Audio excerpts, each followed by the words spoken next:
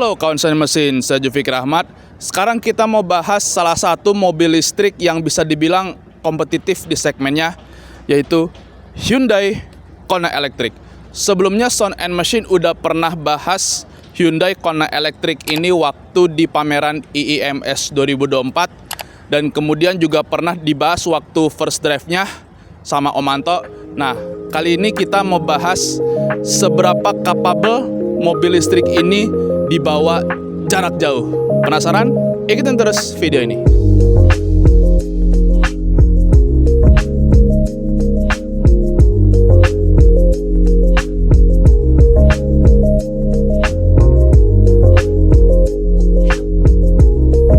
Sebelum jalan, saya mau review sedikit mengenai Kona Electric ini. Dari eksterior dulu ya. Kalau eksteriornya Kona Electric ini, dia futuristik ya, cuman nggak sesporty kompetitornya, yang artinya futuristik tapi lebih kalem ya kalau dibanding sama SUV listrik kompetitornya. Jadi ini untuk, sama untuk Kona Electric ini dia chargingnya di depan ya, kelihatan dari bumpernya. Jadi ini untuk bagian depan. Sekarang kita mulai bagian sampingnya. Jadi ini untuk bagian sampingnya.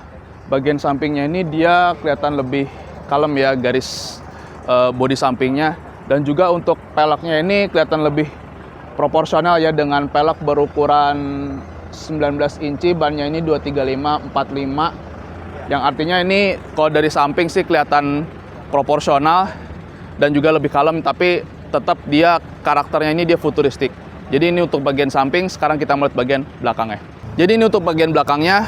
Bagian belakangnya ini dia kelihatan kalem ya, tapi tetap terkesan futuristik dengan lampu yang nyambung ya. Terus ada grafis-grafis unik di bagian bumper, ada kotak-kotak gitu ya.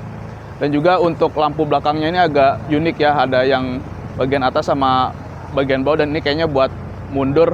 Jadi ini agak mirip kayak bagian depan, tapi ini bagian belakangnya Kona Electric. Jadi Kona Electric ini eksteriornya kalem, futuristik, dan sedikit unik ya. Oke, kita udah bahas eksteriornya Kona Electric, sekarang kita mau lihat interiornya. Kapasitas bagasi Kona Electric ini cukup luas ya, dengan barang bawaan saya dan rekan-rekan saya yang tiga-tiganya ini ransel standar ya. Jadi ini bagasinya cukup luas untuk barang bawaan saya dan rekan saya, sebelum kita nanti bakal tes jarak jauh dari Jabodetabek ke Semarang. Oke, untuk berangkat dari Kalimalang ke Semarang, saya coba dulu ya ngerasain duduk di jok belakangnya Kona Electric ini seberapa nyaman. Jadi untuk review interiornya sambil jalan ya, karena kalau sambil jalan justru lebih afdol ketimbang kalau review dari posisi berhenti. Jadi begini rasanya duduk di jok belakangnya Kona Electric ya. Ergonomis banget, nyaman banget untuk saya yang tingginya sekitar 180 cm, dan legroomnya ini juga saya masih bisa relax dengan setelan jok depan yang agak maju ya. Ini setelan jok depan rekan saya. Dan juga Kona Electric ini kedap ya, karena ini mobil listrik, nggak kayak mobil bensin yang ada suara mesin kayak gitu-gitu ya. Tapi kalau di jalan rata baru berasa, atau baru lebih berasa nyamannya. Sementara kalau di jalan yang agak bergelombang seperti misalnya di tol MBZ ya, waktu tadi kita lewat tol MBZ itu berasa ya, jadi agak mengganggu kenyamanan mobil ini. Kona Electric ini juga ada sandaran tangannya yang bikin duduk di jok belakang ini jadi tambah rileks. Jok belakang Kona Electric ini bisa ditekuk ya kawan mesin, dan itu pun bukan sekedar buat nambah kapasitas bagasi, tapi juga kalau mau ambil barang di bagasi kan, di sini kan ada tonneau cover nih, kita nggak bisa ngambil barang di bagasi kalau dari jok belakang. Nah, jok Kona Electric ini dia bisa ditekuk gini.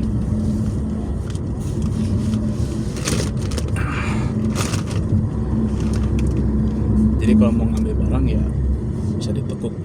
Tapi kalau penumpang di jok belakangnya cuma satu ya, dalam artinya cuma saya doang. Ada yang mau diambil nih konsumen. Ini dia. Kita coba bisa nggak nih?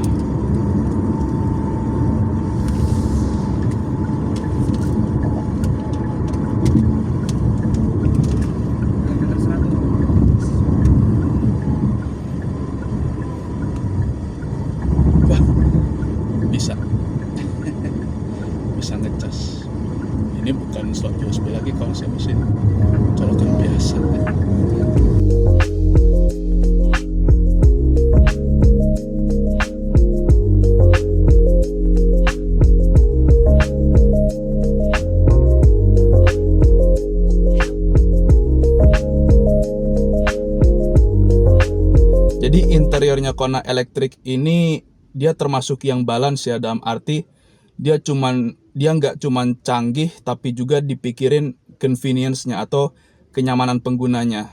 Seperti misalnya Kona Electric ini masih banyak tombol fisik ya untuk ngatur volume, untuk AC. Biasa kan AC kan yang termasuk yang sering dipakai ya. Terus untuk drive mode, untuk ventilated seat masih ada tombol fisik. Jadi kalau misalnya mau menghidupkan ventilated seat, mengontrol AC, mengoperasikan AC, radio dan sebagainya, nggak melulu di layar atau nggak terpusat di layar gitu. Masih banyak tombol fisik dan memang ini yang dipikirin tuh convenience-nya gitu loh. Oke, sekarang saya mau coba. Oh ya, ini juga masih ada tombol startnya nih. Kalau kayak di EV lain kan ada yang buka pintu, motor listrik langsung nyala, head unit langsung nyala. Atau buka pintu, motor listrik mungkin belum nyala tapi head unitnya udah nyala. Ibarat kata kalau di mobil bensin tuh di posisi on lah, belum sampai start. Nah ini masih ada tombol start stop buat nyala mati motor listriknya ya, yang artinya dia lebih convenient dan lebih seperti mobil pada umumnya. Jadi sebelum ninggalin mobil, penggunanya langsung ketahuan gitu, oh ini mati gitu kan. Sementara kalau yang kayak di mobil listrik lain kan kayak nggak ketahuan ini udah mati apa belum ya. Ternyata baru bisa dimatiin lewat kunci. Nah itu kayak udah ada di beberapa mobil listrik yang beredar di Indonesia ya. Oke, kita nyalain.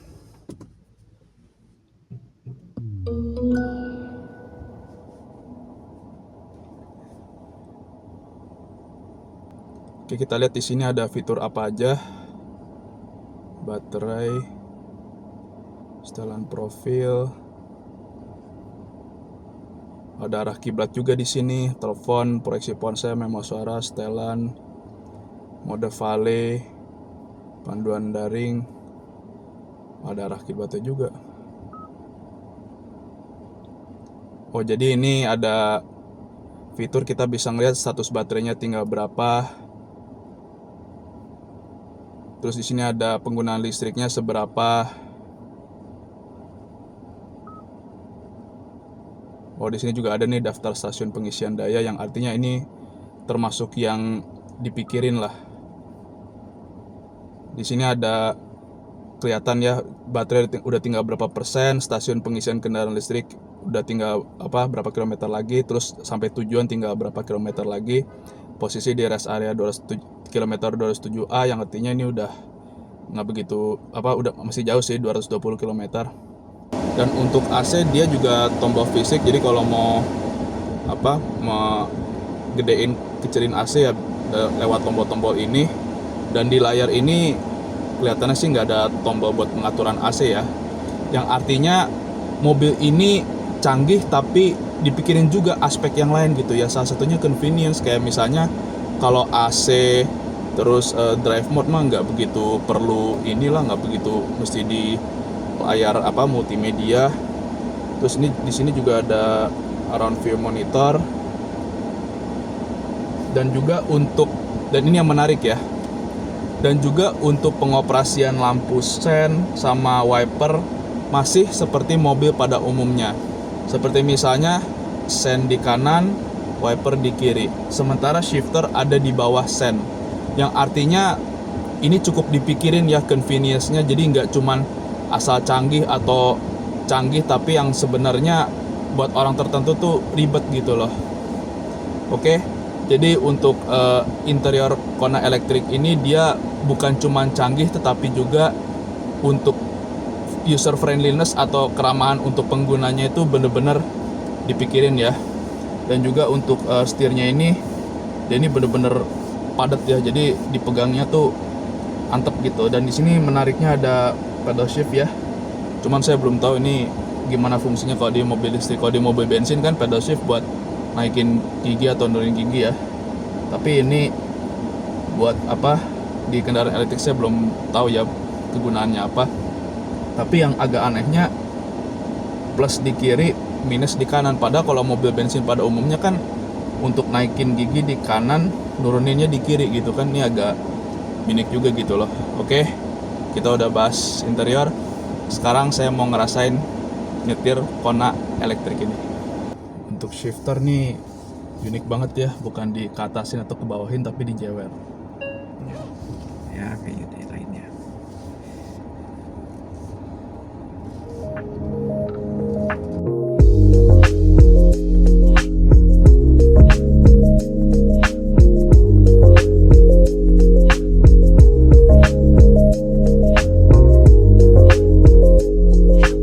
Oke, kesan pertama nyetir Kona elektrik ini adalah feel yang natural dan juga solid ya.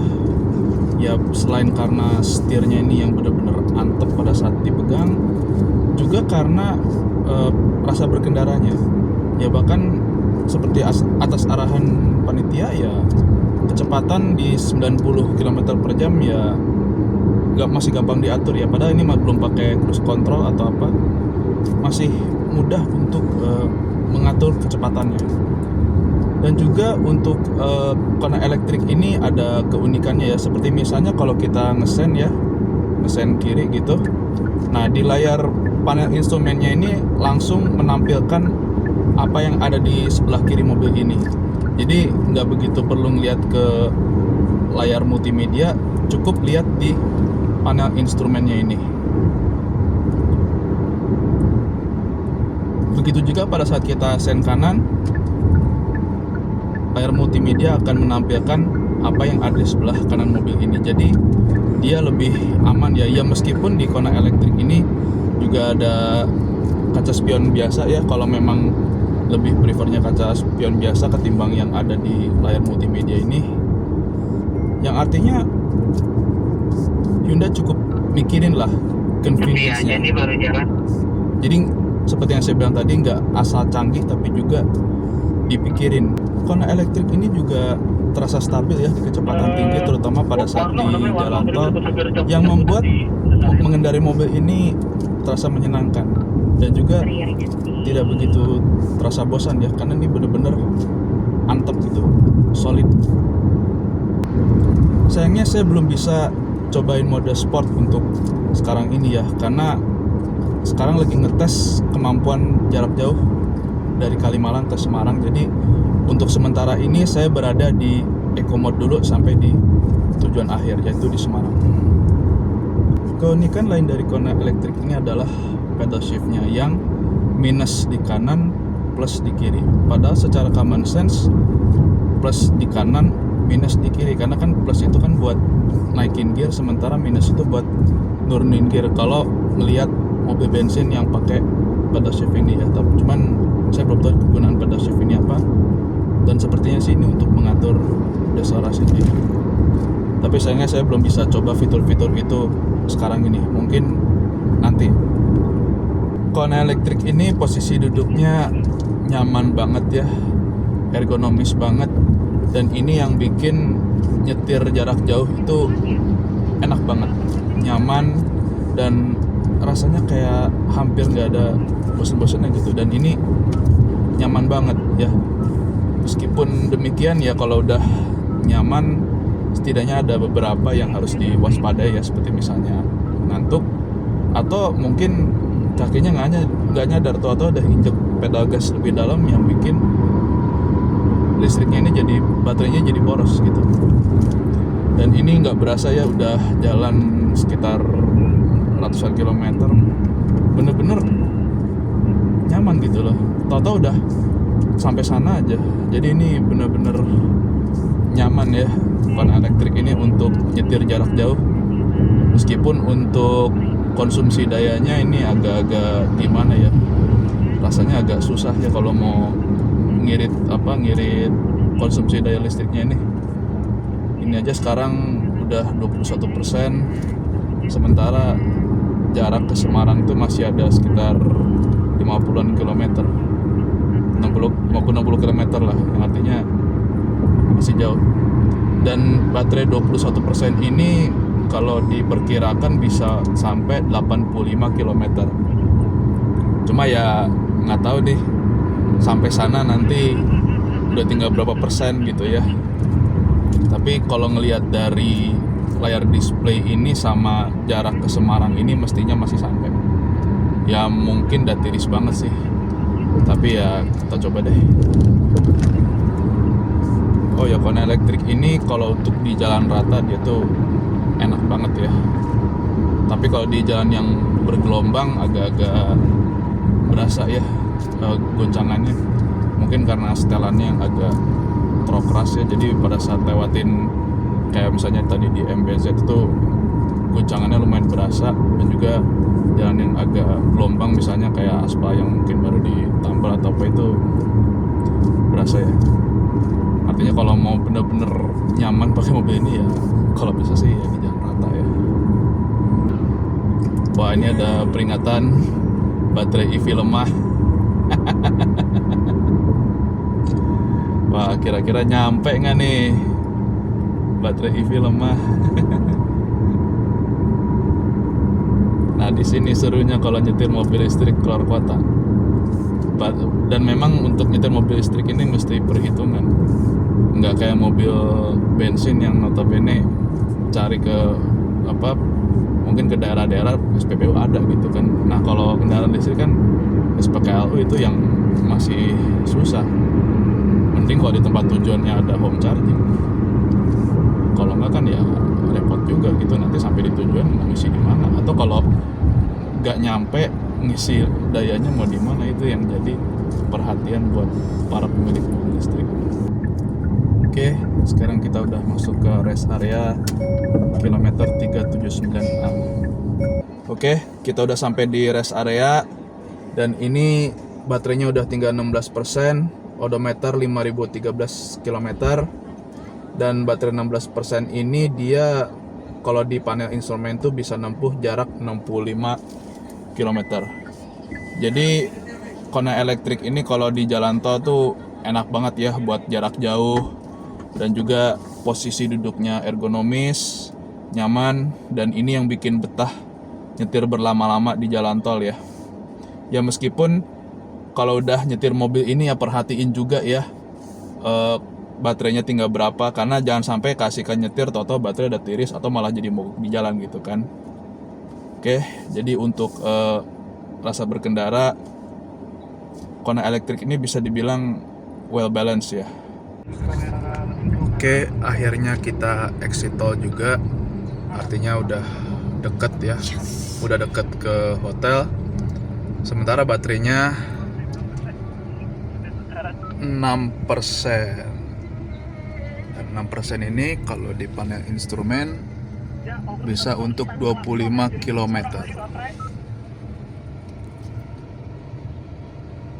Oke, kawasan mesin, akhirnya sampai dari Kota Bintang, Kalimalang ke Hotel Tentrem di Semarang tanpa charging ya. Dari 99% tinggal 3%. Yang artinya standar range Kona elektrik ini cukup capable ya untuk jarak jauh dari Kalimalang ke Semarang. Jadi menurut kawasan mesin, dengan konsumsi baterai segini termasuk irit apa boros? Untuk perhitungannya nanti ya.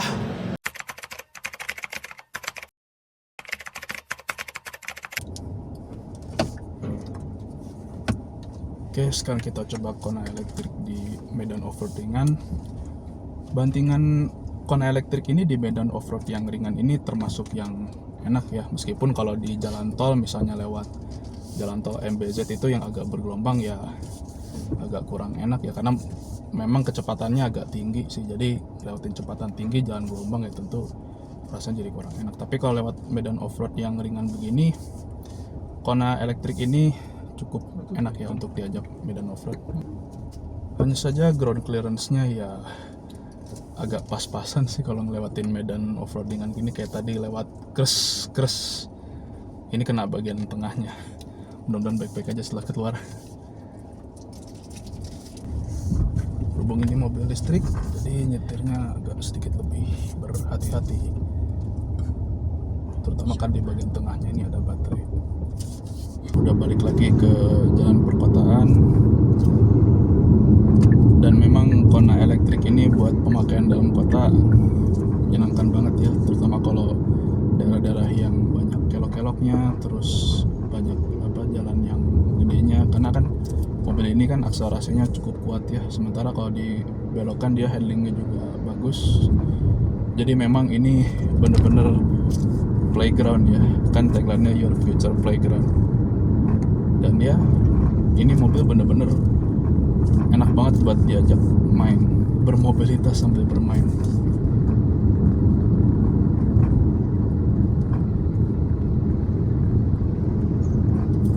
Oke, sebentar lagi kita udah mau sampai tujuan. Dan ini jalanannya enak banget nih buat nyetir mobil di daerah Semarang ini. Wah, ini tarikannya enak banget. Udah ketemu jalan yang gede, enak nih buat pecek-pecek.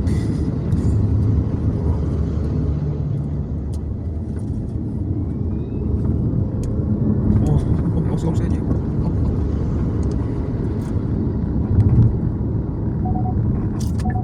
Oke, kita udah sampai di restoran ayam goreng Bu Toha.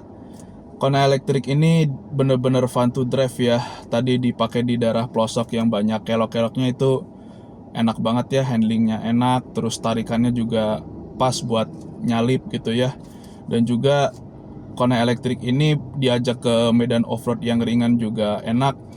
Jadi Kona elektrik ini bener-bener balance ya, buat dalam kota enak, terus buat jalan yang kelok-kelok enak juga gitu ya handlingnya.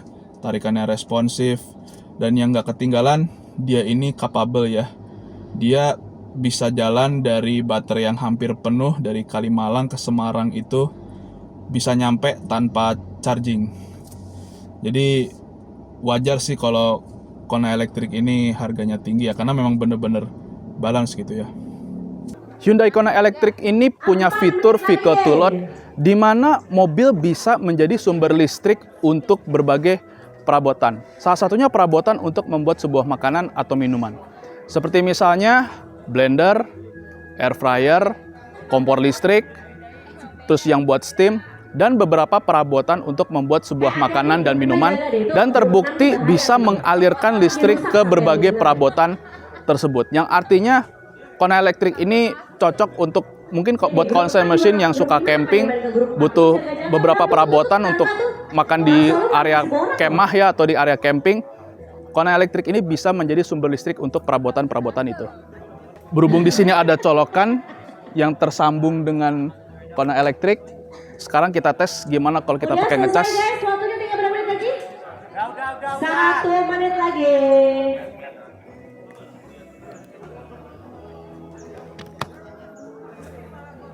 Grup 6 masih pusing bagaimana Bisa. cara mendesain lumpia. Ngecas. Salah satu keunikan dari Kona elektrik ini adalah dia punya 2 bagasi. Satu di belakang seperti mobil pada umumnya, dan satunya lagi bagasinya ini ada di depan. Iya, Kona elektrik ini punya 2 bagasi, dan saya tunjukin sekarang.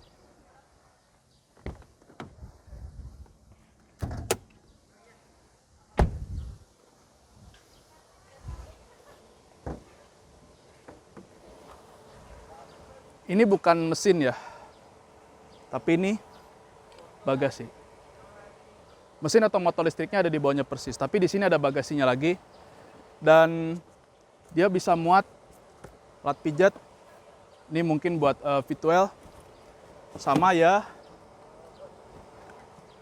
batu-batan. Jadi bagasinya ini dia nggak begitu gede ya. Bahkan kalau saya bandingin sama tas saya, standar Sound and Machine, oh enggak, ini enggak muat tas saya.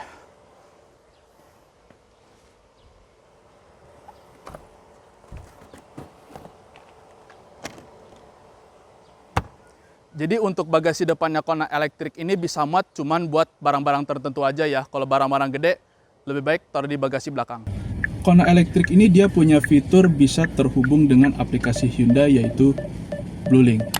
Di Bluelink ini kita bisa lihat baterainya tinggal seberapa, yaitu tinggal 76%, dan ini real time. Dan juga untuk jarak 324 km, dan dari situ kita juga bisa mengontrol kendaraan ya, kayak mengunci, terus mengontrol suhu, sama membuka kunci. Dan juga untuk di sini juga kita bisa lihat udah jarak stasiun pengisian terdekat dari tempat saya sekarang. Yang artinya ini cukup real time ya, antara aplikasi dan kondisi mobilnya sekarang ini. Oke, Setelah sehari pakai Onyo Kona elektrik dengan rute yang berbeda, dengan medan jalan yang berbeda, bahkan dengan pengemudi yang berbeda, karena yang nyetir Onyo Kona elektrik ini bukan cuma saya, tapi juga ada 2 rekan saya yang nyetir Onyo Kona elektrik ini, dan mungkin dari segi karakter beda ya. Dan konsumsi dayanya ini setelah dipakai seharian dengan rute sekitar 110 km dan konsumsi baterainya itu kepake sekitar 28%, konsumsi dayanya itu dia berada di kisaran 8,03 km per kWh, yang artinya dia untuk ukuran mobil listrik ini dia termasuk yang bagus ya konsumsi dayanya.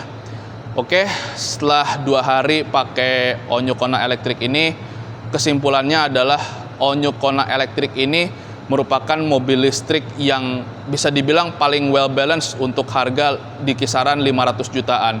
Kenapa dibilang well balance? Pertama dari performa ya.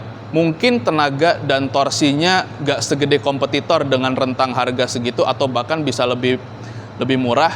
Tapi yang terpenting dari Onyo Kona elektrik dari segi performa itu, dia memang meskipun dia tenaganya gak segede kompetitor, tapi dia udah termasuk yang enak ya pada saat narik, pada saat dibejek, dan yang gak kalah penting itu efisiensi baterainya ya. Terbukti dari Kalimalang menuju ke Semarang bisa sampai tanpa charging di tengah jalan sama sekali ya.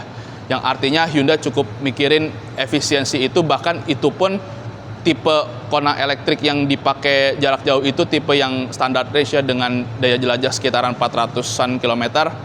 Dan juga dan yang gak kalah penting, baterai Onyo Kona elektrik ini dia udah produksi Indonesia. Terbukti baterai produksi Indonesia ini capable untuk mobil listrik dengan jarak jauh ya, dari Kalimalang ke Semarang. Dan juga untuk Onyo Kona elektrik ini dia termasuk yang balance dari segi keramahan pengguna. Dia memang canggih, seperti misalnya dari adanya layar head unit, tapi dia tetap memperhatikan keramahan pengguna. Makanya kenapa masih banyak tombol fisik di Onyo Kona elektrik ini. Jadi tujuannya itu supaya nggak begitu bergantung sama layar head unit. Misalnya kalau mau ngatur AC ya pencet aja gitu kan. Atau kalau mau ngatur radio, volume dan sebagainya ya tinggal pencet aja. Bahkan around view monitor pun juga masih tombol fisik. Dan untuk layar multimedianya sendiri juga benar-benar dibuat seperlunya aja gitu. Yang perlu ditampilin di layar multimedia itu apa gitu kan. Dan juga untuk lain-lainnya seperti misalnya posisi tombol sen masih di kanan, wiper masih di kiri. Itu common banget untuk ukuran mobil yang ada di Indonesia ya, atau bahkan seperti mobil Jepang pada umumnya. Cuman ya tuas transmisinya ini agak sedikit aneh gitu ya, karena dia bisa dibilang ngelawan common sense. Dalam artian kalau ngelihat transmisi otomatis lain kan R di atas, D di bawah ya, termasuk yang paling jadul sekalipun. Nah, kalau Hyundai ini kebalikannya, D-nya di atas, R-nya di bawah. Netra ya tetap di tengah dong. Dan untuk pengoperasiannya juga bukan di keatasin atau di kebawahin, tapi justru dipelintir. Saya nggak tahu ya kalau Hyundai yang lain kayak gimana, kayak Ioniq 5 atau Ioniq 6, terutama untuk mobil listrik Hyundai yang terbaru. Tapi ya Kona elektrik ini ya seperti itu pengoperasiannya. Tapi untungnya buat saya sendiri udah cukup cepat ya adaptasinya. Dan juga untuk Onyo Kona elektrik ini juga sangat menyenangkan untuk dikendarai ya. Mungkin tenaga dan torsinya nggak segede kompetitor dengan harga di kisaran 500 jutaan. Tapi buat saya itu udah nggak begitu masalah lah. Toh dari segi rasa berkendaranya juga udah enak banget ya untuk Onyo Kona elektrik ini. Mau dipakai jarak jauh enak, dipakai jarak dekat juga enak, buat keliling kota enak, buat nyetir di pelosok juga enak, bahkan medan off-roadingan juga masih capable ya. Cuman itu kalau kering ya, kalau basah saya nggak tahu masih capable apa nggak untuk ngelewatin medan off-road. Oke, sekian untuk video kali ini, semoga bermanfaat. Seperti biasa, jangan lupa diklik like, subscribe channel YouTube-nya soundandmachine.com. Kalau kawan Sound and Machine punya komentar, pertanyaan, atau apapun itu tulis saja di kolom komentar. Jangan lupa di-follow juga akun Instagram dan TikTok-nya soundandmachine.com. Di-like juga akun Facebook-nya soundandmachine.com. Pantau terus website soundandmachine.com untuk informasi otomotif terkini. Dan tentunya saya, soundandmachine.com, mengucapkan terima kasih kepada PT Hyundai Motor Indonesia yang sudah memberikan kesempatan untuk test drive jarak jauh dan juga pakai keliling kota di sekitaran Semarang. all new Kona Electric ini. Dan tentunya terima kasih juga untuk penonton yang sudah menonton video ini.